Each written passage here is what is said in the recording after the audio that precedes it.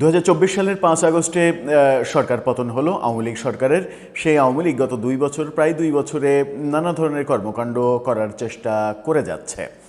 মিছিল, মিটিং, সমাবেশ এবং সর্বশেষ আমরা একদিন আগে দেখলাম যে মহাখালীতে মিছিলের সঙ্গে ককটেল বিস্ফোরণের ঘটনাও ঘটল। এর আগে শেখ হাসিনার রায়কে কেন্দ্র করে কমপ্লিট শাটডাউন, ওই গোপালগঞ্জ এলাকায় রাস্তা অবরোধ করা, গাছ কেটে রাস্তা বন্ধ করে দেয়া, এই ঘটনাগুলো আমরা দেখেছি। প্রফেসর ইউনূসের আমলেও নানা ধরনের ঘটনা দেখেছি। আওয়ামী লীগের নেত্রী ফেরার কথা বলছেন, আওয়ামী লীগের নেতারা দেশে ফিরছেন, দেশে ফিরে আত্মসমর্পণ করছেন, এরকম খবরও আমরা গণমাধ্যমে প্রতিনিয়ত দেখছি। এরই মাঝে বাংলাদেশের বেশ গুরুত্বপূর্ণ গণমাধ্যম কালবেলা তারা একটা প্রতিবেদন তৈরি করেছে। সেখানে তারা দাবি করছে যে আওয়ামী লীগের প্রধান টার্গেট হচ্ছে ডক্টর ইউনূস। ডক্টর ইউনূসকে টার্গেট করে আওয়ামী লীগ তার কর্মকাণ্ড সাজাচ্ছে।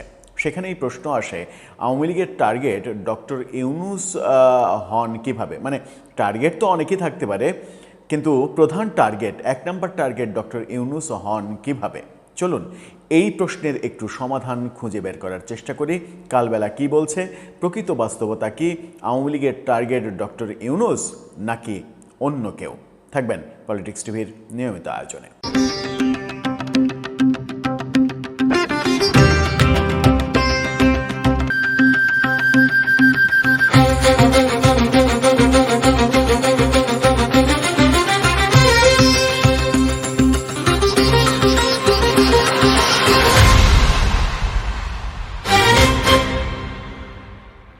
দর্শক, বলছিলাম আওয়ামী লীগ ডক্টর ইউনূসকে টার্গেট করেছে এমন বক্তব্য উঠে এসেছে গণমাধ্যমে।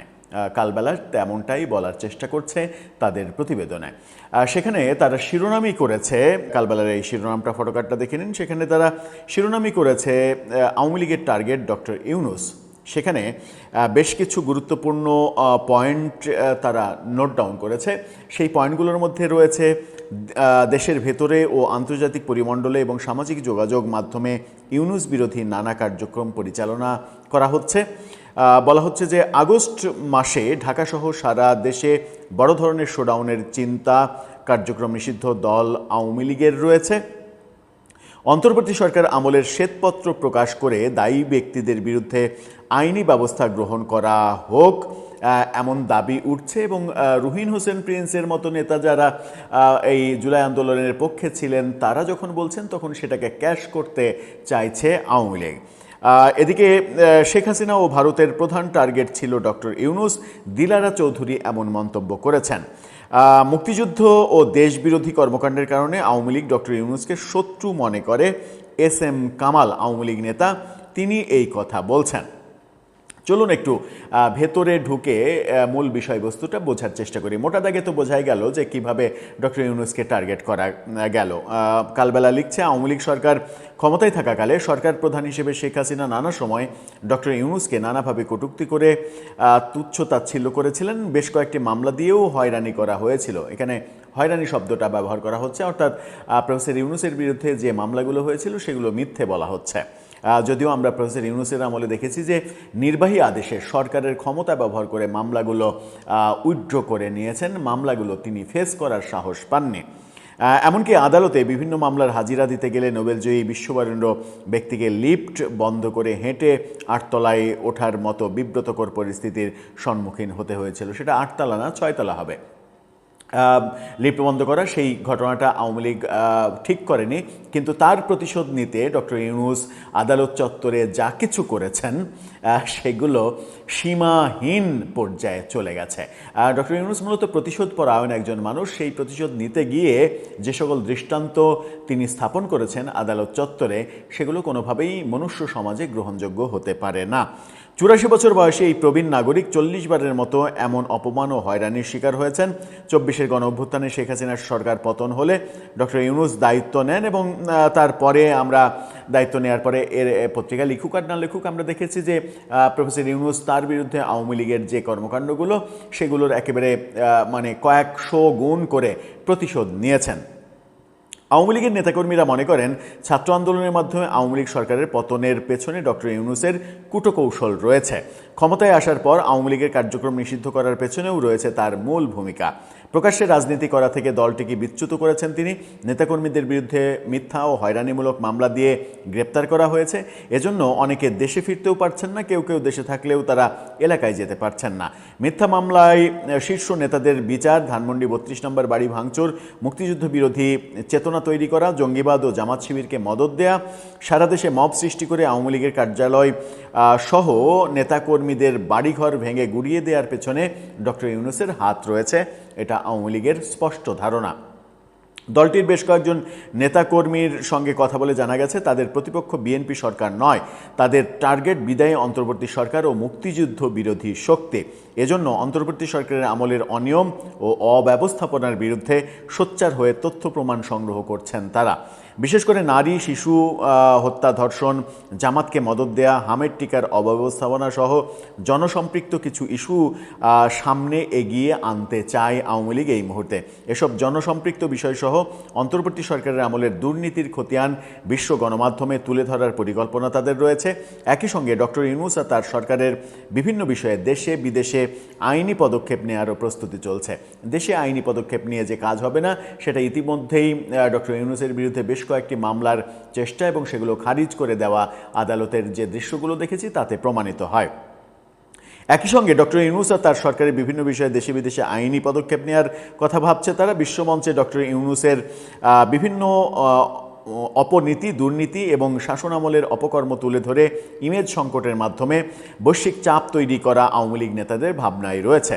পাশাপাশি জামাত ইসলামী ও জুলাই আন্দোলনের পর ছাত্রদের গঠিত এনসিপিকে প্রতিপক্ষ মনে করে তাদের আধিপত্য ঠেকাতে চাই আওয়ামী লীগ, এমনটা বলেছে। নানা কথা তারা বলেছে। সামাজিক যোগাযোগ মাধ্যমে এই ব্যাপারগুলো নিয়ে নেতিবাচক প্রচারণা তাদের একটা কৌশল।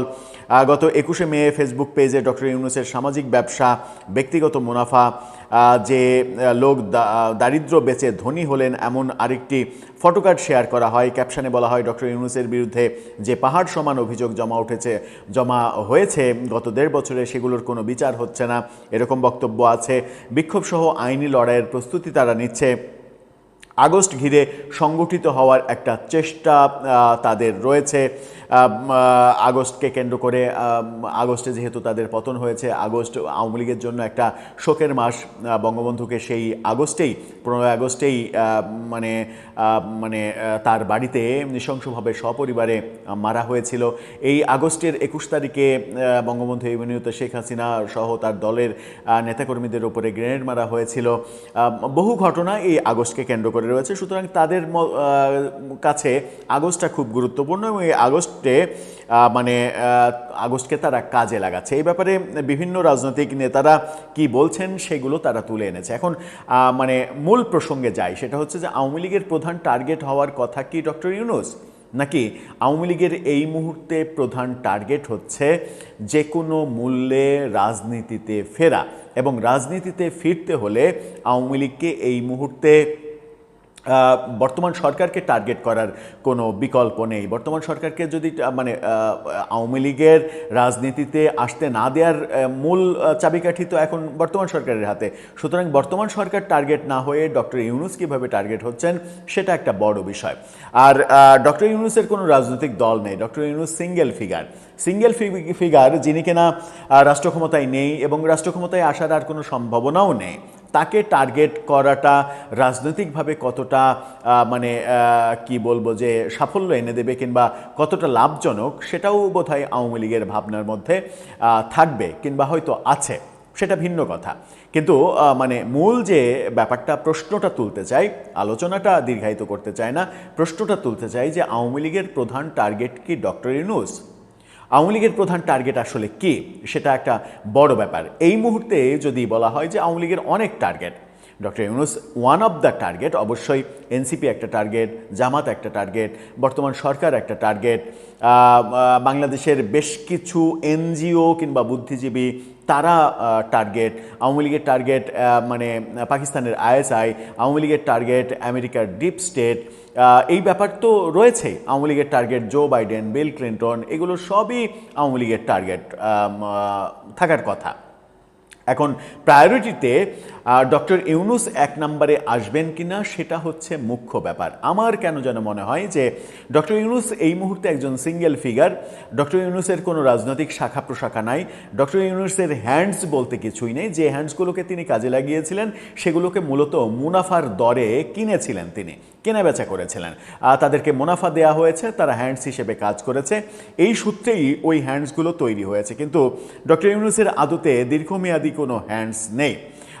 সুতরাং ডক্টর ইউনূসকে টার্গেট করে আওয়ামী লীগ কোন সাফল্যটা ঘরে আনতে চায় সেটা একটা বড় বিষয়। আমার মনে হয় যে আওয়ামী লীগের এই মুহূর্তে সব থেকে বড় টার্গেট, রাজনৈতিক টার্গেট হওয়ার কথা আন্তর্জাতিক রিলেশন তৈরি করা, কূটনৈতিক রিলেশন তৈরি করা, যে কূটনৈতিক রিলেশনগুলো বাংলাদেশের বর্তমান সরকারকে চাপ দিতে পারবে এবং চাপ দিয়ে আওয়ামী লীগকে অন্তত রাজনীতিটা করতে দেবে। রাজনীতি করতে না পারলে, মাঠে ফিরতে যদি তাদের দেরি হয়, তাহলে কিন্তু তাদের আখেরে কোনো লাভ হবে না। যতই পরিকল্পনা করুক, ওই ডক্টর ইউনূসকে দেখে নেবে, এনসিপিকে দেখে নেবে, জামাতকে দেখে নেবে, তাদের হিট লিস্টে হয়তো বিএনপি প্রায়োরিটিতে নেই, বিএনপিকে তারা টার্গেট করতেও চায় না, সেটা তাদের কৌশল। কিন্তু যত পরিকল্পনাই তারা করুক না কেন, সেই পরিকল্পনা বাস্তবায়ন করতে হলে তো তাদেরকে আগে রাজনীতিতে ফিরে আসতে হবে। তো রাজনীতিতেই যদি ফিরে আসতে না পারে, আন্তর্জাতিক লবিংটা যদি ঠিক না থাকে,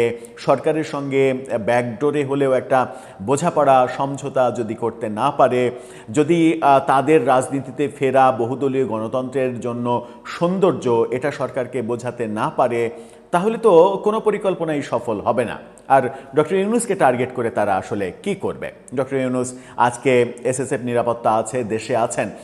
এসএসএফ নিরাপত্তা থাকবে না, তিনি দেশে থাকবেন না, কারণ তিনি বহু দেশের নাগরিক। ওই দেশগুলোতে যেখানে যাবেন সেখানেই তিনি নাগরিক হিসেবে আজীবন থাকতে পারবেন, আমৃত্যু থাকতে পারবেন। অলরেডি তার বয়স 85 বছর। সুতরাং সেটাও একটা বড় ব্যাপার। তবে ডক্টর ইউনূস আওয়ামী লীগকে রাগানোর প্রেক্ষাপট তৈরি করে গেছেন, এটা সত্য। আওয়ামী লীগকে যেটা করতে পেরেছেন তিনি, সেটা হচ্ছে যে আওয়ামী লীগ তার উপরে যেভাবে চড়াও হয়েছিল, যতটা চড়াও হয়েছিল, যদি 10 টাকার চড়াও হয়, তাহলে ডক্টর ইউনূস একেবারে প্রতিশোধটা 1000 টাকার নিতে পেরেছেন। এটা তার একটা বড় সফলতা। সেই ক্ষেত্রে আওয়ামী লীগ হয়তো তার উপরে ক্ষেপে থেকে কালবেলার এই ভাষ্য অনুযায়ী প্রধান টার্গেট বানাতেও পারে। তবে সেটা রাজনৈতিক প্রজ্ঞার ব্যাপার হয়তোবা হবে না। দর্শক, আপনার ভাবনা কি জানিয়ে লিখতে পারেন আমাদের কমেন্ট বক্সে।